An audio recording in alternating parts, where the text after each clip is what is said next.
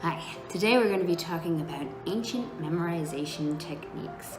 So back in the day, before everything was being written down, all the ancient storytellers would recite their stories orally. And some of the stories were very, very long. If you take the Odyssey, for example, it's over 12,000 lines, and each one of those had to be done by memory. So did the Greeks just have better memory than we do today?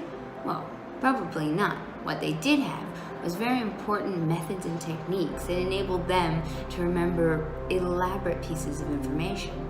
So this would be very helpful for us still today when it comes to things like tests, oration, or even, and maybe just as importantly, staving off age-related memory loss. So let's talk about how this happened. So the story goes, as told by Cicero, that there was once this lyric poet who had been called to a banquet in order to recite his lyric poetry. After doing his recitation, he was called outside. But unfortunately at this time, the entire banquet roof collapsed, killing everybody inside and mangling them beyond recognition. Unfortunately, this made identifying the bodies very difficult, and which was necessary to give them proper burials, something very important back then. So the lyric poet had to come up with a way to figure out who was who. And he did this by remembering where everybody sat at the table. And this made him realize that he could remember just about anything if he associated it with a physical, visual location. And this became known as the method of Loki, or the memory palace. So how does this method work? Well, it's actually quite simple. You have to think of a journey and a clear beginning and ending spot.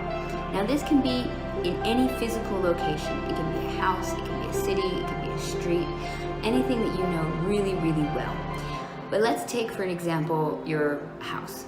Now what you do is you go into each room and you identify a very large piece of furniture or decoration, something that really stands out, and you associate one piece of information that you're supposed to remember with that object. And you really should only have one per room, but you can add to this with sounds or smells.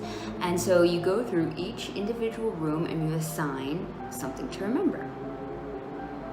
The method of Loki was very popular in the ancient world and was actually used quite often up until the 17th century. However, modern research has shown that it is an extremely effective way to remember even today. So how about you try a simple activity? You can write down your shopping list, for instance, and take it back up if you like. But instead of trying to consult it, practice doing this technique and see if you can remember every single item on your shopping list by using the method of Loki. Let me know how it goes.